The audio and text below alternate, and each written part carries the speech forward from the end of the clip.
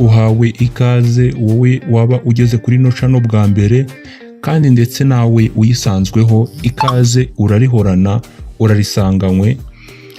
Uyu munsi ngiye kubigisha uburyo wabasha gufata iyi foto nk'iyi ngiyi. Urabona uyu mukobwa uri muri studio, ifoto nyine ubona ari yo muri studio ngiyi, ukaba wabasha kumufata ukamushyira mu birahure nka bino, nka gutyo ubona iki kirahure nyine urabona ni nka background iri ahantu heza yo mu birahure.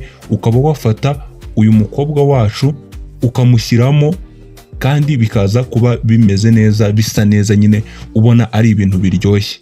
Ngwino rero dutangirane tumushyiremo, nawe ujye ubasha gufata amafoto yawe meza nawe uyikorera gutya. Kora subscribe ni ingenzi, kandi ndetse unanyandikire muri comment n'ikindi kintu wumva ushaka ubutaha nazakwigisha. Mujye mumbwira muri comment uko mubibona, kugira ngo nanjye njye menya ko mba ndi kumwe n'abantu turi kwigana. Sasa rero mbere na mbere ugomba kuba ufite iyi foto y'iki kirahure wayidownloadinze.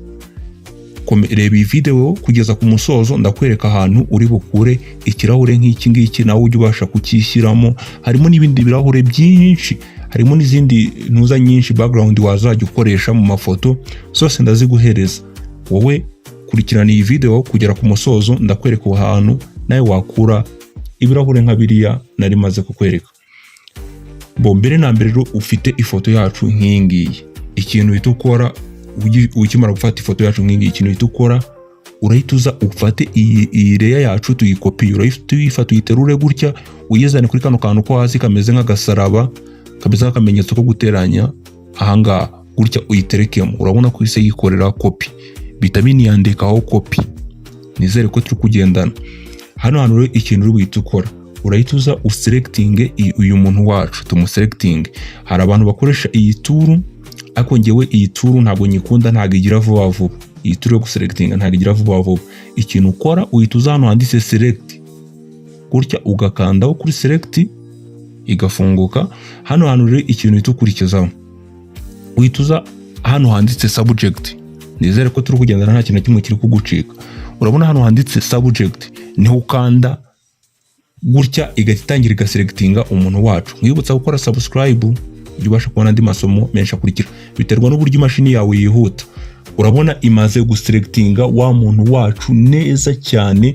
Urabona iramufashe uko ari muri studio, iramufashe wese nta kantu kamwe isigaje. Gusa urazoominga, ukora control plus ukazoominga gutya, asigaye rero ukazamura gutya. Urabona hari akantu hano ku isura yiwe yafashe kandi katari ngombwa, ugahita uza ugakora kuri ya tool selecting iyi ngiyi, ugahita uza ugakanda hano kuri plus, ugahita ugira gutya ugakandaho gutya kagahita kavamo.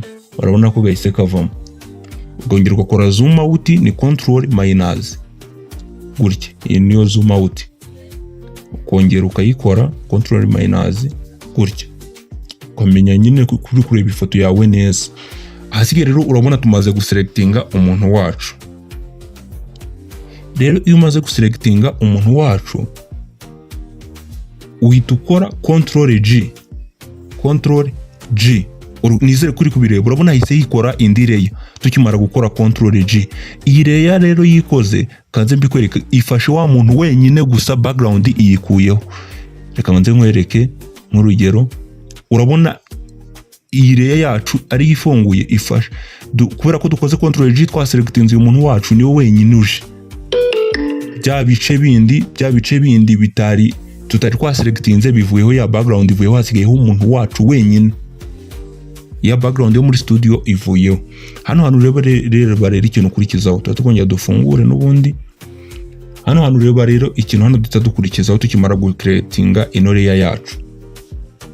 Kwibutsa ukore subscribe ni ingenzi, kugira ngo ujye ubasha kubona andi masomo menshi akurikira. Like yawe ni ingenzi, ndetse unyandikira muri comment ukuri kubona iyi video n'ikindi kintu ubona nazakwigisha ubutaha.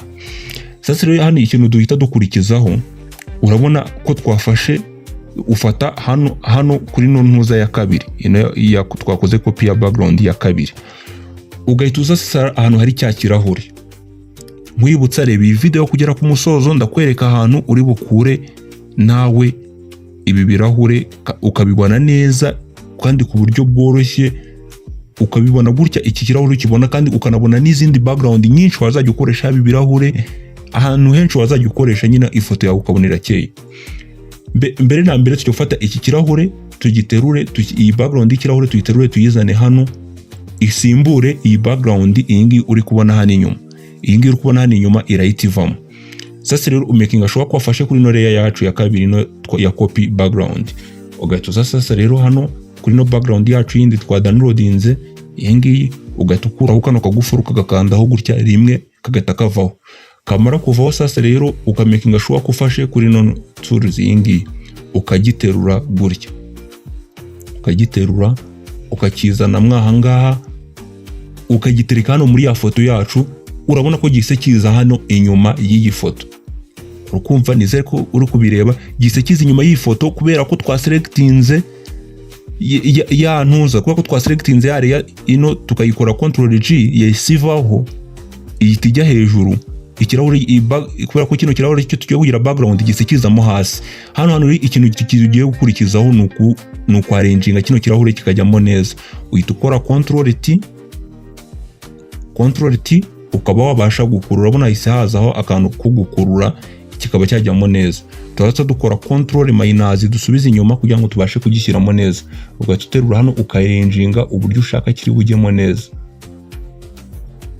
Gutya urabona ikirahure cyacu kirimo neza. Urabona n'umuntu neza witegereje, urabona ko ari ibyanyabyo wagira ngo uyu mukobwa wacu bamufotoye ahari byanyabyo. Rero iyo umaze kugiterekamo gutya ni ikintu uhita ukora, uhita kubigira noneho riyo byanyabyo nyine ukabona ko ari ibintu byanyabyo. Uhita ufata uyu muntu wacu ugakanda kuri no foto y'uyu muntu wacu, ukongera ukazumengamo gake control plus. Ugatufata uyu muntu wacu ugatukora control G nabwo ukamukopiya. Urabona ko babaye babiri, nizere kuri kubireba. Ugatufata ino layer ya kabiri iyi ngiyi, ugahita uza ugakora, ugatuza kuri no layer yacu ya kabiri iyi ngiyi, ugatuza ugaza hano ukamanura, uza hano ugakora control T gutya kuri no ufashe ino layer yacu ya kabiri, ugatuza sasa rero ukamanura hasi. Urabona iri kurengaho hano rero iri kurengaho, urabona ko hari akantu hano karenzeho. Aka kantu rero niko uri buituza hano ukemeza, ugatuza hano handitse filter, ugatuza hano handitse blue, ugatuza hano